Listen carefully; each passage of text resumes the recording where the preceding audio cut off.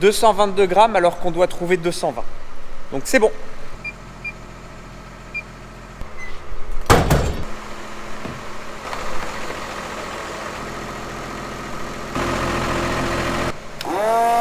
Bon allez, du coup le père est derrière avec le déchômeur, moi le 830, on va à 25 km de la ferme chez notre client comme d'habitude semer les 13 hectares de colza. Et là ce matin les amis, je suis complètement bloqué du coup. Enfin complètement, oui, j'arrive à bouger mais gauche ça va mais droite, oh là là, à droite ça fait mal, ça fait mal. Ouais, je vous ai dit que ça a commencé hier et là ce matin, cette nuit j'ai bien dormi mais au réveil complètement bloqué quoi. Bon, en espérant que ça passe vite, c'est un torticolis certainement. Hein.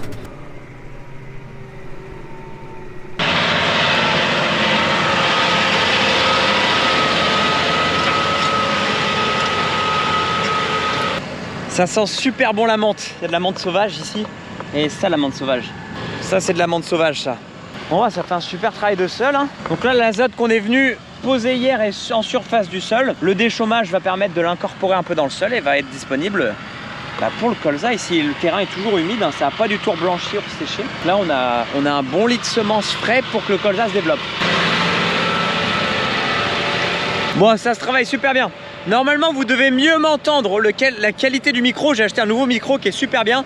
Bon, la bonnette n'est pas la même. Peut-être que ça va être plus sensible au vent. Bon, pour l'instant, il n'y a pas trop de vent, donc ça devrait bien marcher. Bon, il est 12h30, mais première chose que je vais faire avant de me mettre en route, c'est de manger mon sandwich. Là, il faut absolument que je bouffe maintenant. Pas parce que j'ai forcément faim, mais parce que j'ai mis du pont l'évêque dedans et ça commence à puer. Ça commence à puer dans le tracteur. Oh! Ah, le pont l'évêque qui sent fort là. Oh! Oh putain, j'arrive pas à tourner du côté gauche, du côté droit pardon. C'est l'enfer. Oh putain, je peux même pas regarder. Putain à droite. On va faire la classique, on va regarder si ça marche. La POV de je descends pour regarder si ça marche, vous l'avez mis 1000 fois. Ça sème partout.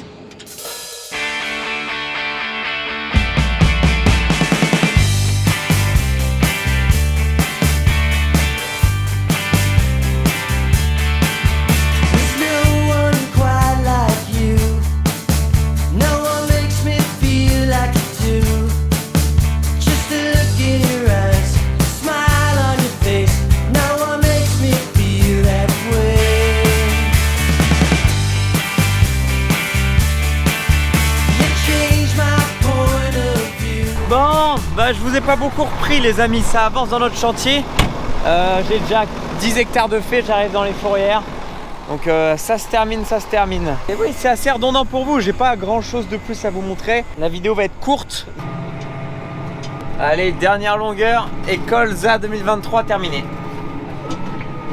Et voilà. Bonne chose de faite, 12 hectares 72, quasiment 13. Bon les amis, mercredi 30 août et on commence cette nouvelle journée. Aujourd'hui on va aller s'occuper de ce qu'on a semé. Forcément, vous avez suivi, on a semé les colzas. Il va falloir déjà s'en occuper, faire de la protection de culture. Là, la première étape, c'est d'aller faire un désherbage. Je vais vous expliquer au champ en quoi consiste. Donc, désherber les colzas qui ont été semés. Et on ira faire un anti-limace. Parce que oui, les limaces, avec le temps qu'il fait, vous avez vu dans ma vidéo Clyden, j'en avais montré, il y en a plein partout. Cette année, les limaces, on est infestés. Forcément, temps humide, beaucoup de végétation, des mottes de terre. Les limaces, c'est open bar pour elles, vous voyez. Donc, habituellement, l'anti-limace, on le fait que de manière curative. On fait un anti-limace quand on voit qu'il y a présence et attaque de limaces. On va pas le faire en curatif, clairement on va le faire en préventif parce que c'est sûr et certain que le colza, il va à peine sortir, qu'il va se faire aussitôt bouffer. Ça serait con de fusiller notre semis parce qu'on n'a pas anticipé quoi. Du coup voici les boulots de la journée et on commence avec la pulvérisation.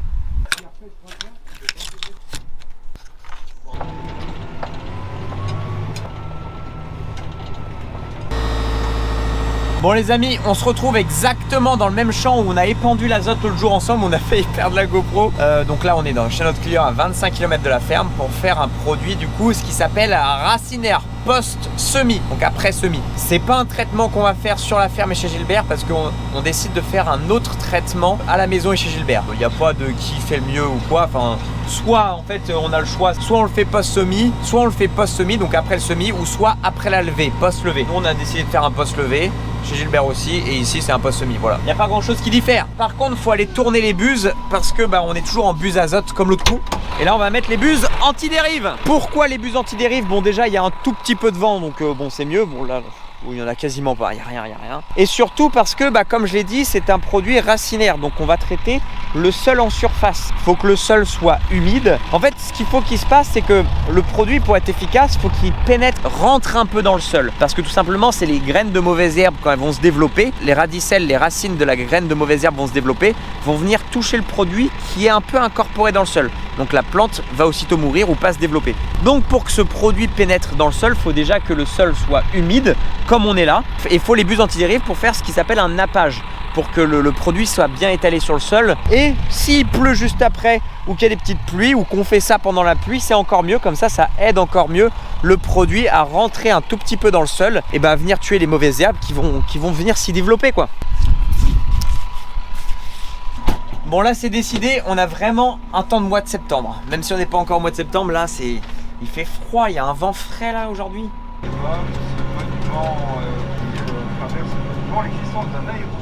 Allez, finito, on rentre à la ferme faire l'antilimace. Et là... Bon les amis, on prépare le quad pour l'antilimace. Forcément on fait ça au quad et au de limbe. Faut tout foutre, tout préparer. Et il y a l'oncle Eric qui m'aide là. Et il avait fabriqué tout le support pour le de limbe. Parce qu'avant c'était un autre support qui était à moitié vendu exprès. Enfin bref, ça n'allait pas. Ça avait complètement tordu tout ça. Ça avait tordu les châssis de ça. Le gars Eric a renforcé, a tout renforcé, tout reconstruit, a mis des renforts. Enfin bref, vous allez voir. Au moins comme ça va tenir. C'est vrai que le de limbe, c'est assez lourd. Quand tu remets 40 kg en plus de semences à l'arrière, c'est en déporté. Et dès que tu prends des rades de pulvé ou quoi, ça fait des à-coups sur le châssis, tout ça. Donc c'est bien d'avoir tout renforcé. Vous voyez, ces barres de renfort, ça sert à chaque fois qu'il y a les chocs et tout ça, ça vient pas tordre ce châssis là, ce support là. Ça vient amortir aussi avec la boule en bas, quoi. C'est pas mal. C'est bien pensé, je pense. Reprendre la charge. Reprendre la charge. C'est bien pensé, non? Après, on vient mettre 4 vis de 16 dans les coins et ça tient. Avec vis de 13 ici, renfort supplémentaire. Et alors, regardez le mieux ce qu'il a fait quand même. La prise directement là et il a tiré une prise ici. Donc il y a juste à brancher comme ça. La prise est directement tirée et on contrôle tout d'ici. Vous voyez, si vous connaissez les de limbes. Vraiment, il y a un boîtier. Donc tu tires les fils, tu as le boîtier que tu poses ici. Là, on l'a directement incorporé en dessous. Bon, regardez pas ça. Hein. Ça, c'est... bon, normalement, la boîte est censée tenir. Mais hop, directement les fils ici. Ouverture, fermeture, moteur. Ça, c'est impeccable. Bon, on regonfle les pneus aussi parce qu'on a une crevaison lente là-dedans. On est tout le temps obligé de regonfler. Puis les pneus, de toute façon, sont morts. Faut qu'on les change. Ils sont craquelés de partout. Un jour, ça va éclater. Mais bon, c'est mieux d'attendre de tomber en panne avant de les changer. Faut mieux agir comme ça. Non, mais c'est trop chiant. C'est toujours comme ça. On attend de tomber en panne pour pouvoir faire les choses alors qu'on pourrait le faire maintenant, changer les pneus. Et je le dis qu'ils vont éclater. Là, je suis en train de le dire. Je le dis que ça va pas, qu'il faut les changer. Mais je le ferai que le jour où on sera tombé en panne. Non. Cet hiver, on change les pneus du quad, c'est la mission. Puis je vais aussi installer le GPS du pulvé pour voir où on est passé, de où on n'est pas passé forcément. Donc oui, ça c'était le GPS qu'on s'était fait voler. Non, je sais plus si je l'avais dit dans les vidéos précédentes, mais je crois pas. Je sais plus ce que je dis de ce que je ne dis pas forcément à filmer tous les jours. Mais du coup, ça en fait, non, on n'a pas racheté un d'occasion. Ça, c'est celui de Gilbert qu'on avait emprunté. Enfin, de toute façon, on n'est plus à ça près. Hein. Quitte à lui prendre son tracteur, sa benne, tout ça, on peut lui prendre toute sa ferme. Hein.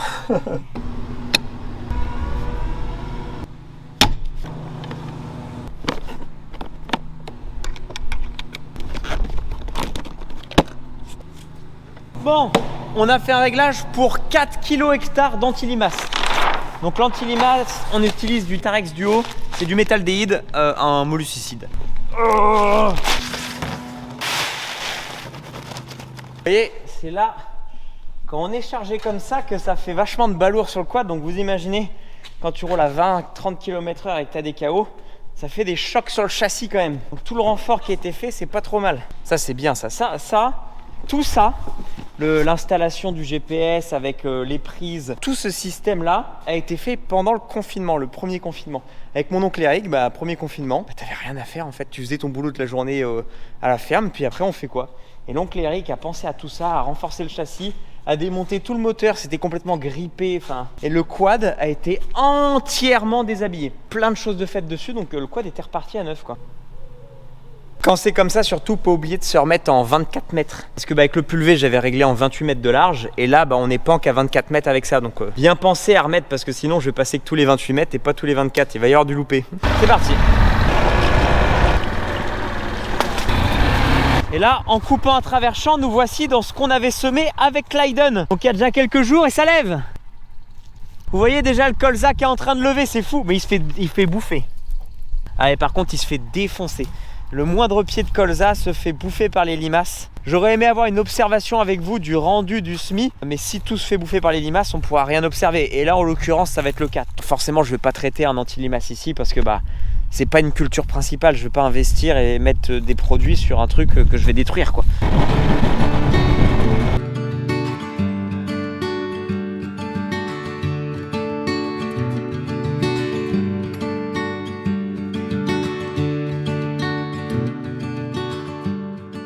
Bon, je vous ai pas filmé, mais c'est ça aussi le métier d'agriculteur, c'est qu'on tombe en panne. J'étais en train de vous faire l'éloge de ce machin, mais tout simplement, ici j'ai un petit moteur qui vient m'ouvrir et fermer la trappe pour faire couler le grain. Donc là, j'appuie sur ouvert, fermé.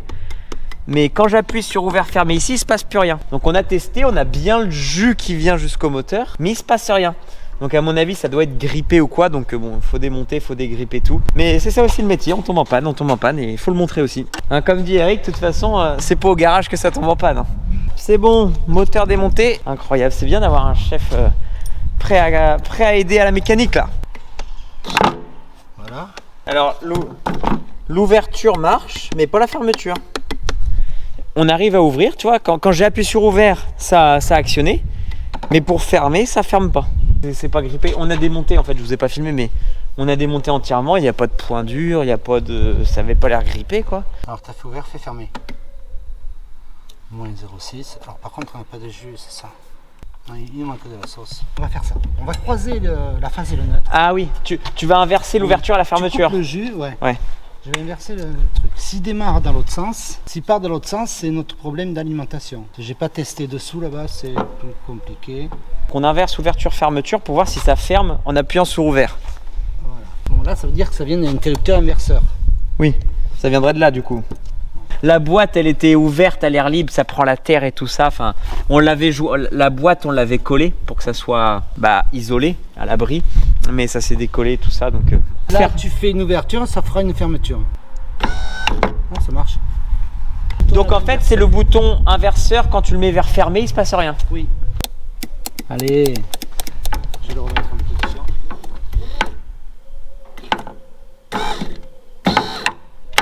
Bon, on aurait trouvé la panne. Hein. Ça serait l'interrupteur qui déconne. Vous voyez, est-ce que ça marchait pas? Quand on le secoue en même temps de l'actionner, ça se met à fonctionner. Donc c'est les contacts dans l'interrupteur. Bon, du coup, on a tout remonté bien et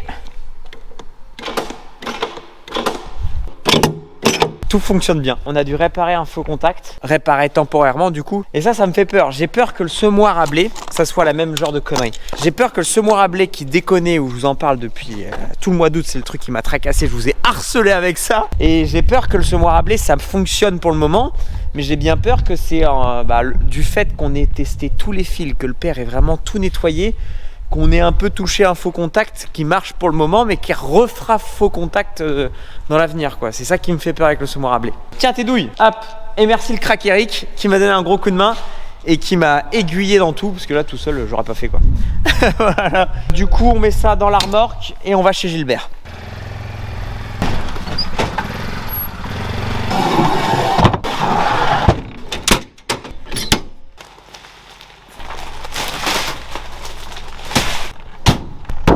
Je viens d'arriver là, j'ai vu Charlotte Schiller, elle m'a dit, je lui ai dit que je venais aujourd'hui pour l'anti-limace. Elle m'a dit, viens une heure intelligente, qui veut dire heure de l'apéro. Ça c'est intelligent. À mon avis, la traite doit être terminée. Ah si, elle est là. Yo, surpris. Ça va? Tu m'as dit de venir à une heure intelligente hier. Moi je pensais à l'apéro. À la quoi, à l'apéro? Oui. C'est l'heure intelligente, si elle est là. On est au votre frère. Ah, vous avez quand même... De toute façon, moi, il faut que j'aille faire mon anti-limace, je viens d'arriver. Donc, le temps que j'aille faire mon anti-limace, que je fasse mon tour, tout ça. J'arrive pour la fin de traite. Impeccable. Ouais, vous commencez à traire, là? Ouais. Putain, pétard. Ok, donc c'est le début de traite pour eux, en fait. J'arrive, je dis, ça va être la fin de traite, mais pas du tout.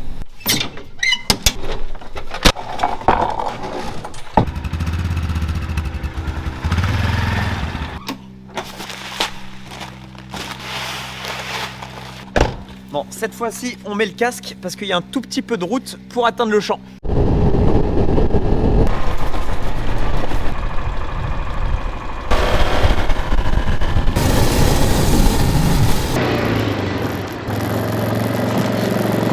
Bon, allez, allô. Bon, on va aller voir, certainement que la traite doit se finir. Ici, tellement la flemme que ça se balade dans la ferme en Jimny pour aller soigner les bêtes. C'est pas mieux, je te signale, hein, parce que tu te fais promener. Hein. C'est vrai que je me fais promener. Ouais. Oh, ils savent. Ils savent clairement combien pour la bouffe. Ah oui, oui, clairement. Je te regarde faire.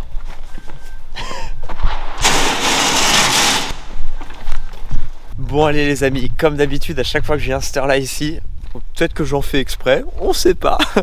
Bref, c'était la petite bière, et puis là, il est 20h de toute façon.